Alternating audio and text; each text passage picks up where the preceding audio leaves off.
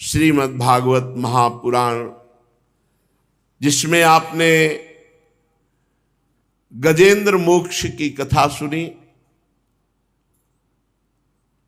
इसमें शिक्षा मिली कि भजन कैसे भी किया जाए मंगल ही होता है। गृहस्थ धर्म में विरक्ति का भाव आ गया महाराज इंद्रद्युम्न को, और उन्होंने अपने आप जटा बढ़ा ली, मौन धारण कर विरक्त भेष जैसा, और मलय पर्वत पर तपस्या करने लगे। सिद्धांत से गलत है। सिद्धांत में पहले किसी आचार्य ऋषि मुनि का आश्रय ले, फिर उनके आदेशानुसार गृहस्थ धर्म का परिवर्तन करे। इसी सिद्धांत की त्रुटि के कारण शाप दे दिया अगस्त्य जी ने, जाओ हाथी की योनि को प्राप्त हो। पर भजन कभी व्यर्थ नहीं जाता, नाम जप कभी व्यर्थ नहीं जाता। इसके प्रभाव से गजेंद्र को अंतिम समय भगवान की स्मृति हुई।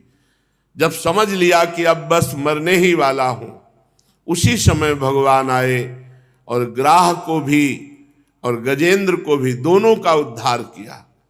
भगवान के सामने ही ग्राह शरीर त्याग कर तेजोमय गंधर्व स्वरूप को प्राप्त होकर अंतर ध्यान हुआ, क्योंकि देवल ऋषि के शाप से गंधर्व ही ये ग्राह बना हुआ था।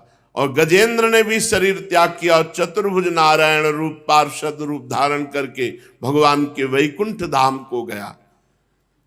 श्री सुखदेव जी कहते, परीक्षित, ये गजेंद्र मोक्ष की जो लीला सुनते हैं, उनके संकटों का नाश हो जाता है, उनके पापों का नाश हो जाता है। सो मैंने तुम्हें सुनाया। अब आगे के रैवत मनवंतर की कथा सुनो। 5वें मनु का नाम था रैवत। पीछे जो आपने मनु तामस की बात सुनी, उनके सगे भाई थे। इनके अर्जुन, बलि, विंध्य आदि कई पुत्र थे। उस मनवंतर में इंद्र का नाम था विभु, और भूतरे आदि देवताओं के प्रधान गण थे।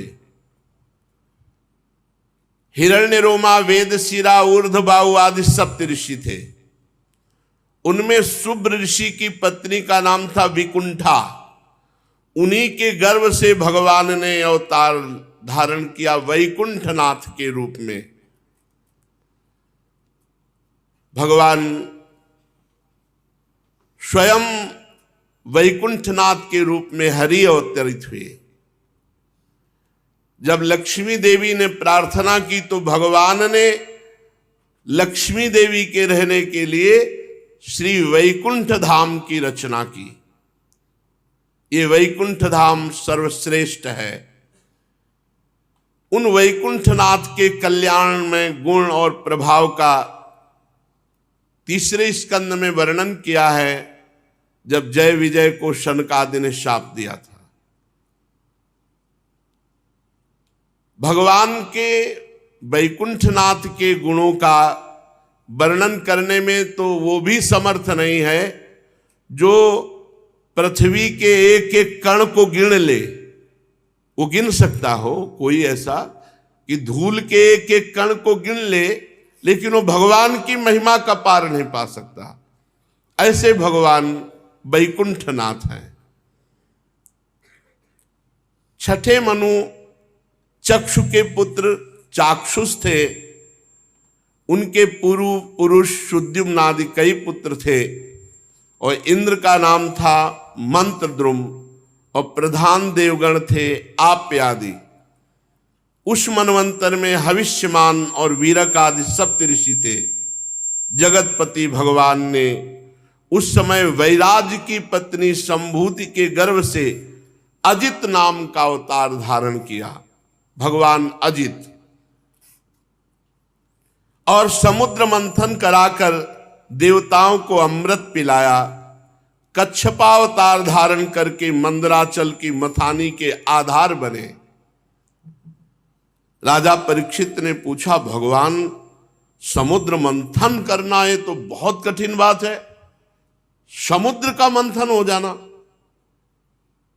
कोई सरोवर हो, कोई झील हो, कोई नदी हो, तो अगाध समुद्र का मंथन तो ये क्षीर सागर का मंथन कैसे किया और भगवान ने कच्छप रूप किस कारण से धारण किया, देवताओं को कैसे अमृत पीने को मिला और समुद्र से कौन कौन सी वस्तुएं निकली, इसमें भगवान की बड़ी रहस्यमयी लीलाएं हैं। आप कृपा करके सुनाइए, हमारी सुनने की प्रबल इच्छा है। आप ज्यों ज्यों भगवान की महिमा सुनाते जा रहे हैं त्यों त्यों हमारा मृत्यु का भय हटता जा रहा है। और मेरे कान तो अघाने का नाम ही नहीं ले रहे, क्यों कि बहुत दिनों से संसार की ज्वाला से तपा हुआ हमारा हृदय आज आनंदित हो रहा है। श्री सुखदेव जी ने कहा, परीक्षित ये उस समय की बात है जब असुरों ने अपने तीखे शस्त्रों से देवताओं को पराजित कर दिया।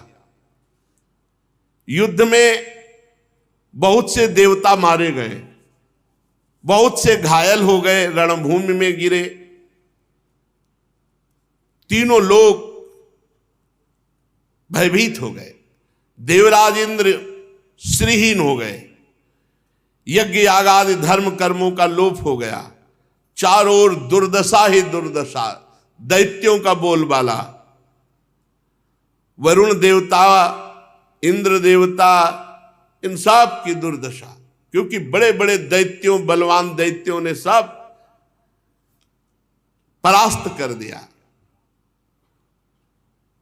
अब बड़े बड़े देवता मिलकर के ब्रह्मा जी के पास गए और कहा, महाराज आपने हमें लोकपाल बनाया है, आपने हमें त्रिभुवनपति बनाया, दैत्यों ने अपने बल से सब छीन लिया और सारी व्यवस्था भंग हो गई है। ब्रह्मा जी ने देखा कि इंद्र, वायु, अग्नि, ये सब देवता तेजहीन हो रहे हैं, शक्तिहीन हो रहे हैं और संसार में बड़ी भयंकर स्थिति आ गई, क्योंकि राक्षसों का बोलबाला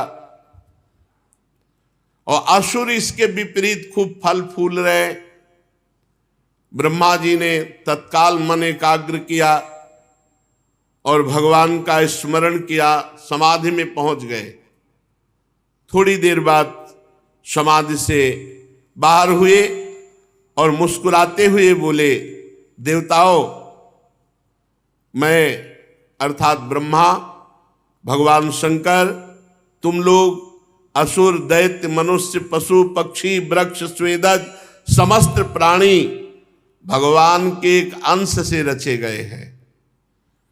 हम उन्हीं भगवान की शरण में हैं। यद्यपि भगवान की दृष्टि में न कोई मित्र है, न कोई शत्रु है, न कोई दया का पात्र है, न कोई वध का पात्र है, न कोई उपेक्षा का पात्र है, न कोई आदर का पात्र है, क्योंकि सृष्टि सतोगुण, रजोगुण, तमोगुण उन्होंने ही रची है। पर जब कोई उनकी शरण में होकर उनको पुकारता है तब उसका पक्षपात ले लेते हैं। भगवान किसी का पक्षपात नहीं करते, पर जब कोई शरण में होकर उनको पुकारता है तो भगवान उसका पक्षपात ले लेते हैं। इसलिए जगत गुरु परमात्मा भगवान श्री हरि की शरण ग्रहण करो,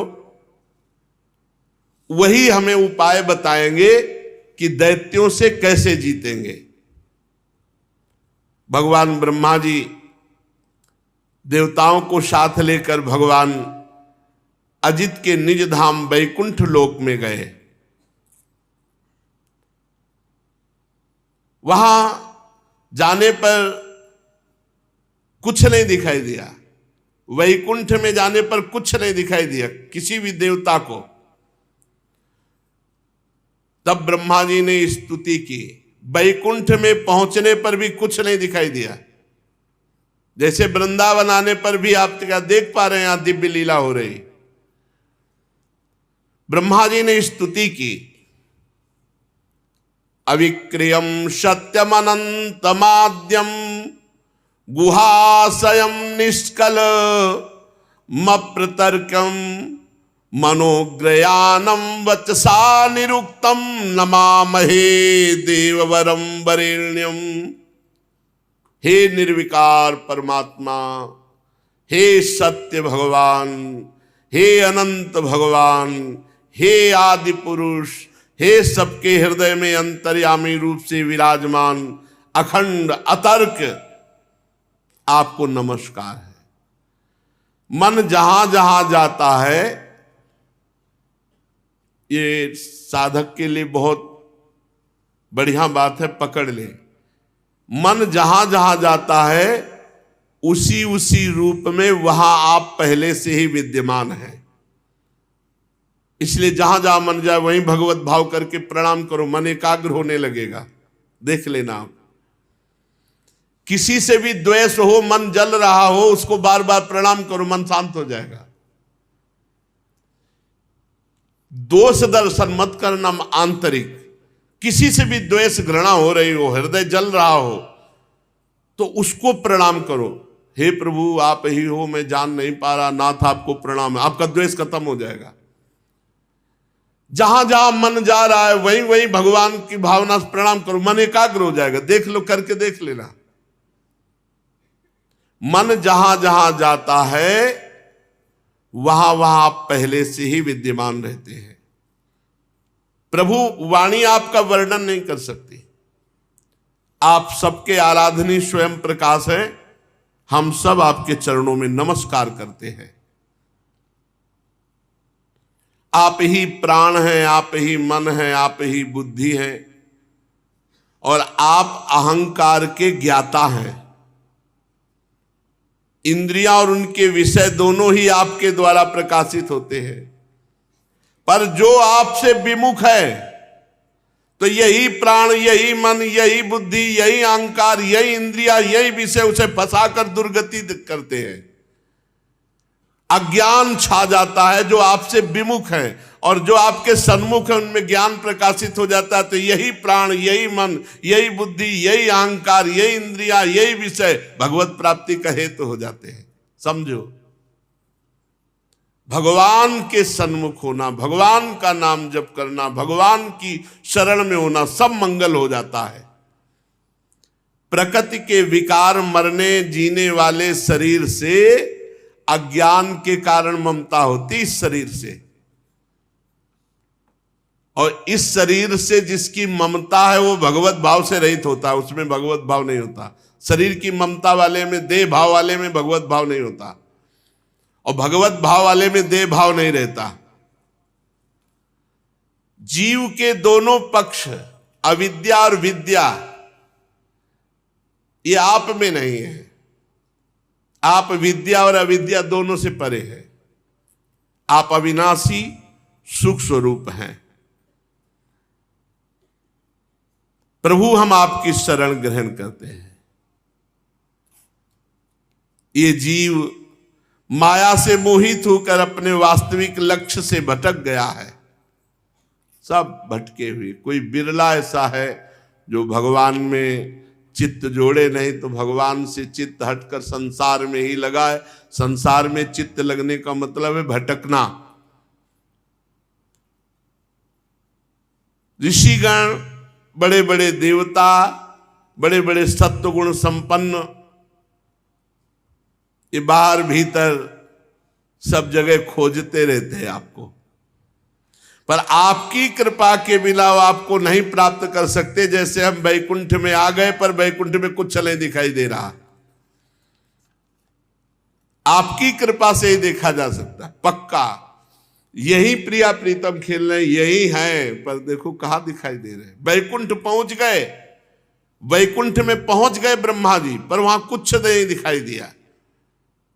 भगवान की स्तुति की, भगवान को प्रसन्न करने के लिए स्तुति की। कहा प्रभु बक्षा स्थल से लक्ष्मी जी प्रकट हुई है, आपकी छाया से पितृगण प्रकट हुए हैं, और छाती से धर्म प्रकट हुआ है, और पीठ से अधर्म प्रकट हुआ है, सिर से आकाश प्रकट हुआ है, बिहार से अप्सराएं प्रकट हुई है। हे परम ऐश्वर्यशाली भगवान, आप हम पर प्रसन्न हो। जिनके अधर से लोभ, ऊपरी ओठ से प्रीति, नासिका से कांति, स्पर्श से समस्त पशुओं की, भौं से यमराज की, नेत्र के रोमों से काल की उत्पत्ति हुई, ऐसे परमेश्वरशाली भगवान हम पर प्रसन्न हो। प्रभु आप योग माया के पति हैं, संपूर्ण ये अनंत ब्रह्मांड उसी माया के द्वारा प्रकट हुए हैं। हम शरणागत हैं, हम चाहते हैं कि आप हमें दिखाई दें। आप कृपा करो, मैं अपने इन्हीं नेत्रों से आपके धाम को देखना चाहता हूं। दर्शन कराइए प्रभु, ये आवरण हटा दीजिए। ये देहाभिमानी दुख भोगने वाले जीव चाहे जितना परिश्रम और क्लेश करे, पर आपसे विमुख होकर कभी वो सुखी नहीं हो सकते, विफलता हाथ लगती है। परंतु जो विवेकी चतुर जन है, वो आपका भजन करते हुए अपने सारे कर्म आपको समर्पित कर देते हैं, तो उनको परिणाम सुख मिलता है और भगवान की प्राप्ति होती है। भगवान को समर्पित किया हुआ छोटे से छोटा कर्म भी महान फल देने वाला होता है। इसीलिए कहते हैं कर्म समर्पण करो। प्रभु आपकी आराधना विश्व की आराधना है। जैसे बड़े वृक्ष की जड़ में पानी चढ़ा दे तो छोटी छोटी डालियां और फूल पत्तों को सींचना नहीं पड़ता, ऐसे आपकी आराधना, आपकी उपासना पूरे विश्व की उपासना है, पूरे विश्व की। इसीलिए प्रिया प्रीतम की उपासना करने वाले कोई कल एक उपासक जो भगवान शंकर और पंच देवताओं की आराधना अभी तक करते थे, सत्संग सुना तो प्रिया प्रीतम की उपासना करने लगे। तो वो कल बहुत संकट में थे कि हम डर रहे हैं कि कहीं गणेश जी नाराज ना हो जाएं, कहीं भगवान शंकर नाराज ना हो जाएं, क्योंकि पहले उनकी आराधना करते थे, अब प्रिया प्रीतम की आराधना करते हैं। तो इस बात से समझ लो कि पहली बात तो भगवान शंकर की कृपा से ही ये आपको सुनने को मिला। जा पर कृपा न करें पुरारी, सो न पाओ मुनि भगत हमारी। और दूसरी बात यह है कि भगवान श्री कृष्ण चंद्र की आराधना से पूरे विश्व की आराधना हो जाती है। जैसे मूल में जल चढ़ा दो तो सर्वत्र पहुंच जाता है, ऐसे गीता जी के 15वें अध्याय में लिखा ऊर्ध्व मूल मधा शाखा मस्वत्थम प्राहुरभ्यम। भगवान सबके मूल हैं। देखो देखो कैसी सुंदर बात कही। जे ही ब्रह्मा जी ने स्तुति की कि हे नाथ, हम आपके धाम के और आपके दर्शन करना चाहते हैं, तो जे ही स्तुति पूर्ण हुई तो मानो करोड़ करोड़ सूर्य एक साथ प्रकट हो गए हो। ऐसा तेज सब चौंधिया गए। ब्रह्मा जी बड़े बड़े देवता, सबकी आंखें चौंधिया गई। आकाश दिशा पृथ्वी शरीर कुछ नहीं दिखाई दिया, केवल भगवान शंकर और कुछ कुछ ब्रह्मा जी, इनके नेत्र खुले रहे, तब देखा वैकुंठ धाम। सोचो आप, इनको वैकुंठ धाम देखने के लिए भगवान ने दिव्य नेत्र दिए। और ये तो वृंदावन धाम है, प्रेम धाम। यहाँ रज रानी वृंदा सखी कृपा करें तभी वृंदावन झलके, नहीं तो वृंदावन में रहते हुए भी ईंट ही पत्थर देख रहे हैं, कहाँ वृंदावन दिखाई दे रहा, कहाँ प्रिया प्रीतम दिखाई दे रहे। फिर देखा कि वैकुंठ धाम में मरकतमणि के समान स्वच्छ श्यामल शरीर, कमल के भीतरी भाग के समान सुकुमार, नेत्रों में लाल लाल डोरियां, चमकते हुए सुनहले रंग का रेशमी पीतांबर, सर्वांग सुंदर, शरीर के रोम रोम में प्रसन्नता फूट पड़ रही है। धनुष के समान टेढ़ी भौहें, बड़ा ही सुंदर मुख, सिर पर महामणिमय किरीट, भुजाओं में बाजूबंद, कानों में झलकते हुए कुंडलों की चमक पड़ने से कपोल और भी सुंदर दमक रहे हैं। मुख कमल खिला हुआ, कमर में करधनी की लड़ियां, हाथों में कंगन, गले में हार और चरणों में नूपुर शोभायमान थे। वक्षा स्थल पर श्रीवत्स चिन्ह, गले में कौस्तुभ मणि बनमाला ये धारण किए हुए थे। भगवान के निज पार्षद सुदर्शन चक्र आदि ये मूर्तिमान होकर सेवा कर रहे थे। सभी देवता पृथ्वी पर गिरकर साष्टांग दंडवत किया। फिर भगवान शंकर और ब्रह्मा जी हाथ जोड़ करके बोले, हे प्रभु, जन्म, स्थिति और प्रलय ये आपसे ही होते हैं, पर आप इनसे संबंध नहीं रखते। जो प्राकृत गुणों से रहित मोक्ष स्वरूप परमानंद के महान समुद्र हैं, सूक्ष्म से भी सूक्ष्म है, जिनका स्वरूप अनंत है, ऐसे ईश्वरशाली प्रभु हम लोग बार बार आपको नमस्कार करते हैं।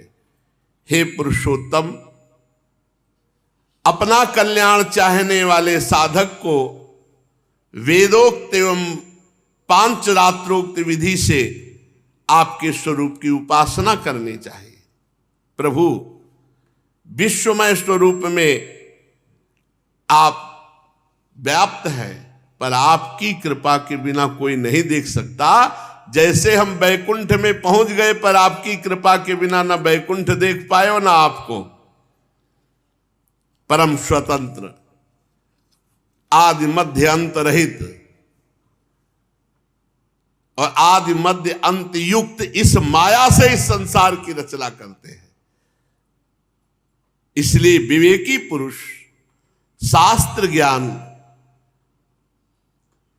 और सावधानी पूर्वक मन को एकाग्र करके इस संसार की भीड़ में आपको ढूंढ लेते हैं, आपको ढूंढ लेते हैं, आपके स्वरूप का साक्षात्कार कर लेते हैं। जैसे मनुष्य युक्ति द्वारा लकड़ी से आग प्रकट कर लेता है, युक्ति द्वारा गौ से दूध और दूध से घी, युक्ति द्वारा पृथ्वी से अन्न और जल, युक्ति द्वारा आजीविका, युक्ति द्वारा, वैसे ही भक्ति योग ज्ञान योग के द्वारा युक्तियों से आपको इसी संसार में प्राप्त कर लिया जाता है। यही हैं आप। जैसे दूध में घी है, पर युक्ति के द्वारा दूध उबालो, दही जमाओ, दही मंथन करो, मक्खन निकालो, फिर घी निकल आएगा। ऐसे ही भगवान है इस समस्त संसार में। साधना करो, खूब नाम जप करो, संत महापुरुषों का संग करो, उनकी कृपा प्रसाद से बुद्धि शुद्ध होगी। यही सब में देखो, गोस्वामी तुलसीदास जी को दर्शन हो रहा, सी राम मैं सब जग जानी। गोपी जनों को दर्शन हो रहा, जित देखूं तित श्याम मई। जिस प्रकार जंगल में लगी हुई आग से झुलसता हुआ हाथी भागे और गंगा की धारा में आकर शांति का अनुभव करे, ऐसे ही इस संसार के भोगों से जला हुआ जीव जब आपकी लीला कथा में आकर के बड़ा आनंद, जैसे जंगल में लगी हुई आग के दावानल से झुलसा हुआ हाथी गंगा की धारा में आके खड़ा हो जाए, एकदम शीतल, ऐसे संसार के भोगों से जला हुआ जीव जब भगवान की कथा में बैठता है तो बड़ी शीतलता मिलती है, इंद्रियों को बड़ा सुख मिलता है। अगर वो साधक है तो चैतन्य होकर भगवान के चिंतन में डूबेगा, और अगर विषयी है तो सो जाएगा, उसकी इंद्रियां तमोगुण में लीन हो जाएंगी। प्रभु, हम आपके चरणों की शरण में हैं। मैं, ब्रह्मा, भगवान शंकर, अन्य देवता, ऋषि, दक्ष प्रजापति, ये आप ज्वाला की चिंगारी हैं। प्रभु, आप आदेश दीजिए कि इस समय जगत का मंगल कैसे होगा। ब्रह्मा आदि देवताओं ने जब इस प्रकार भगवान से विनय की तो भगवान समस्त देवता और जगत का मंगल करने के लिए बोले, ब्रह्मा, महादेव और देवताओं, तुम लोग सावधान होकर सुनो। तुम्हारे कल्याण का उपाय जो हमने निश्चित किया है, इस समय असुरों पर काल की कृपा है, इसलिए तुम विजय नहीं प्राप्त कर सकते। काल असुरों के अधीन है। अब राजनीति कहती है, प्रीति नीति अलग होती है, राजनीति अलग होती है। राजनीति कहती है कि तुम असुरों के पास जाओ और हाथ जोड़ो और उनसे दोस्ती करो, संधि करो। ये राजनीति कहती है, क्योंकि इस समय उनका बल बढ़ा हुआ, वो गुरु को, शुक्राचार्य जी को रिझा चुके हैं। गुरु प्रसन्न, काल उनके पक्ष में है, उन पर युद्ध करके विजय प्राप्त नहीं किया जा सकता। जाओ, हाथ जोड़ो, उनके सामने झुक कर जाओ और उनसे संधि करो, ये नीति कहती है। प्रीति में अलग होता है, नीति में अलग होता है।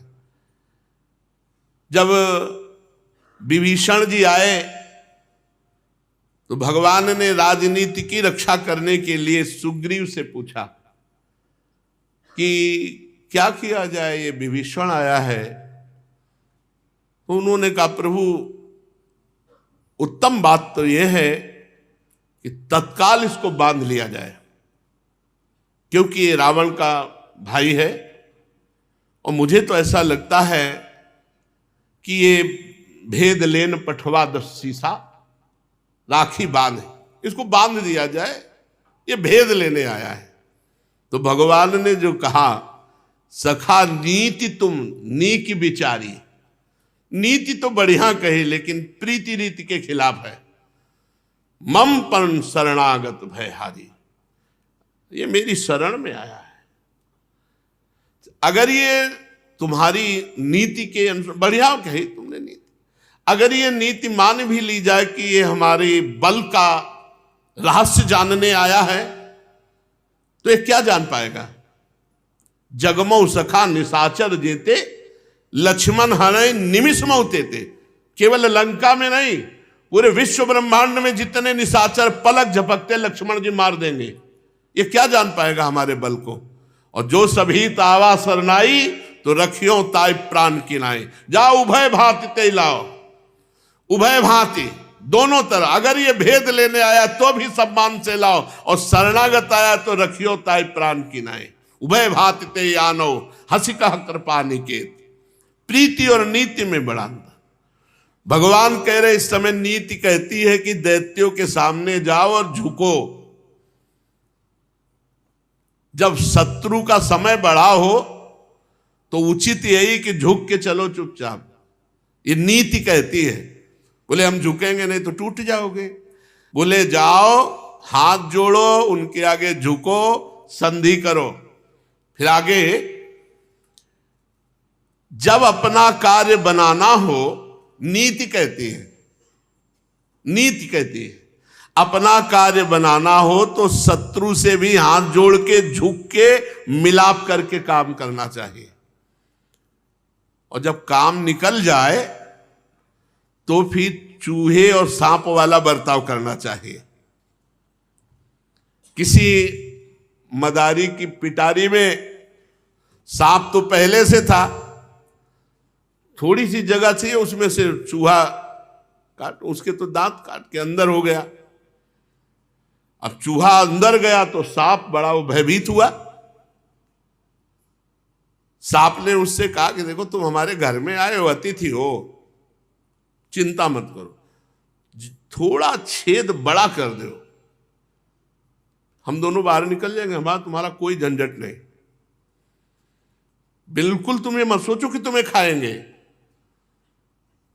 देखो हम तुम्हारे पास हैं, हम तुम्हें खा थोड़ी रहे।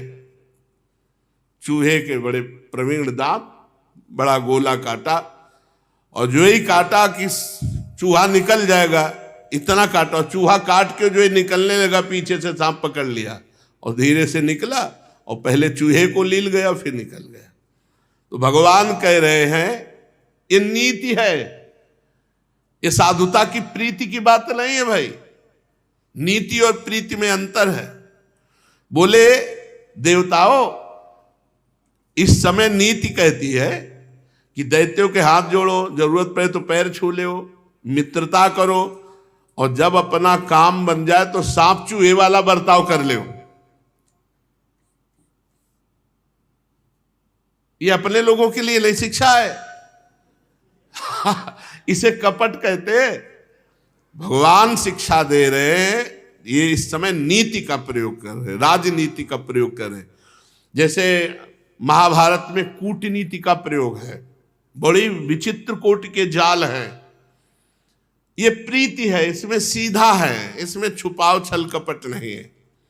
देखो, जब दैत्यों से तुम मित्रता करोगे और समुद्र मंथन किया जाए मिल करके और उससे अमृत निकले, तो अमृत पीकर तुम देवता अमर हो जाओगे, फिर मार डालना दैत्यों को।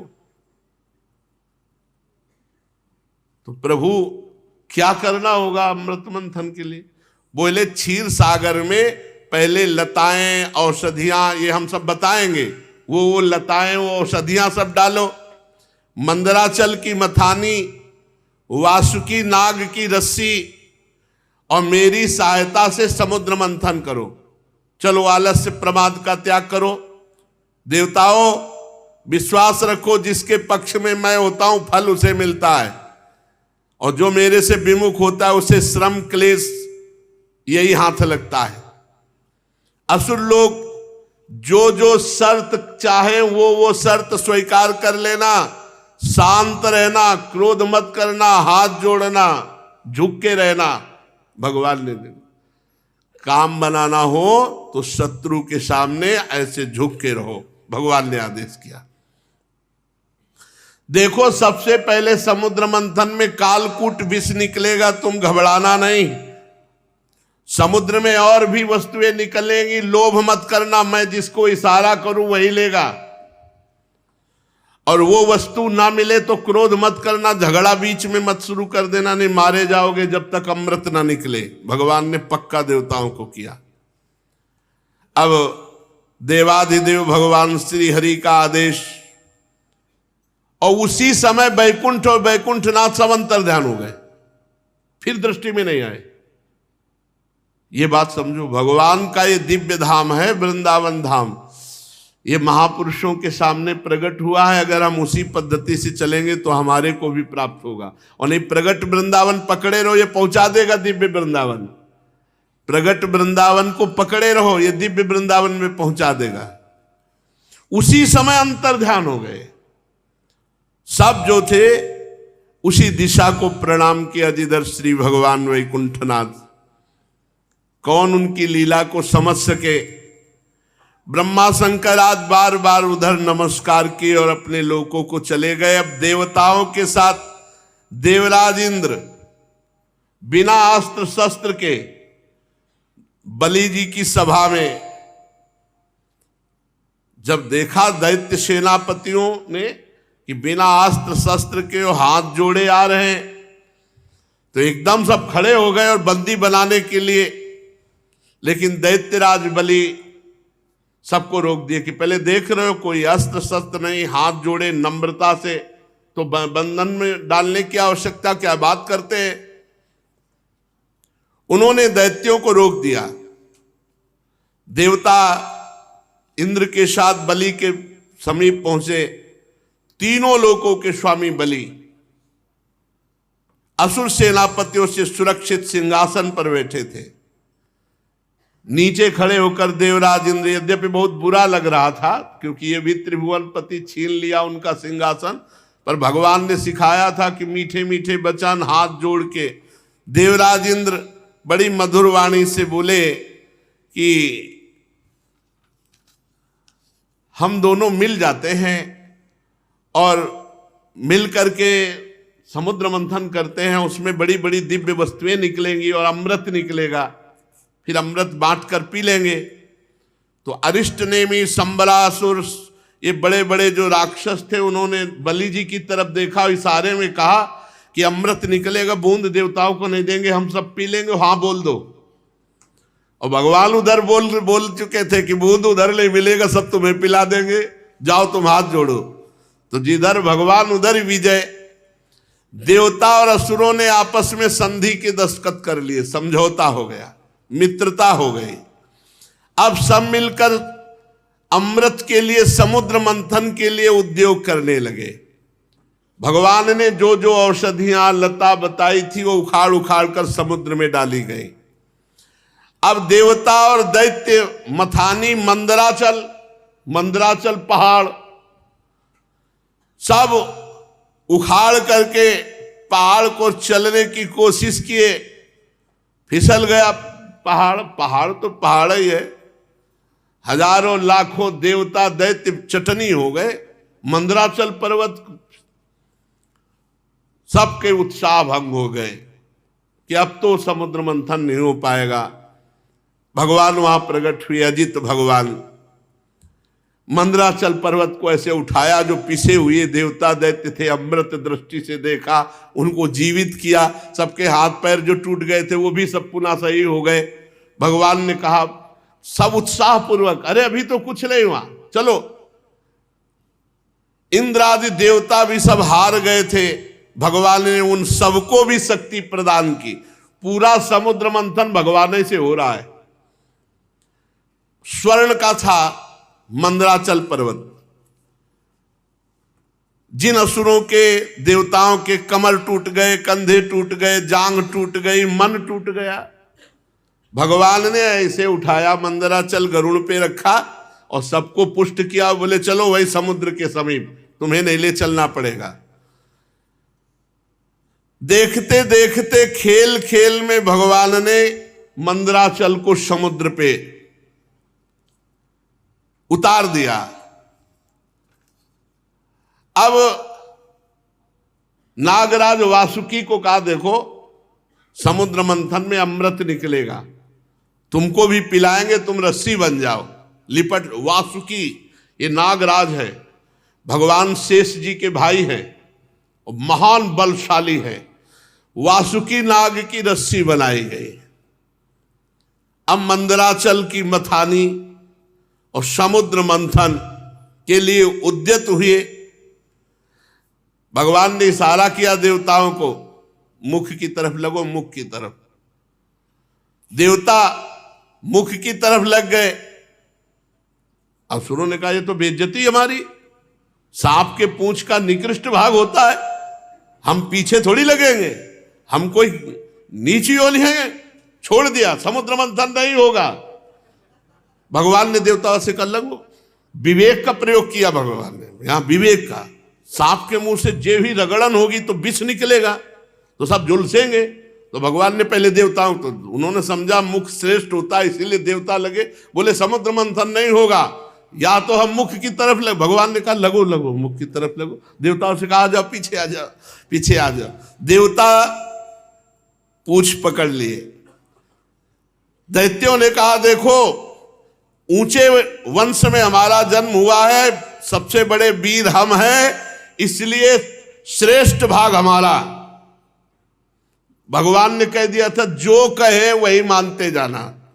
देवता चुपचाप खड़े हो गए पूंछ की तरफ। बड़े प्रसन्न हुए देवता, बच गए। अभी मंथन शुरू हो गया तो इनके फणों से विष निकलेगा। अब अमृत प्राप्ति के लिए पूर्ण मंथन शुरू हुआ। आगे जो हुआ सो शेष चर्चा आगे सुने। श्री राधा वल्लभ लाल की जय।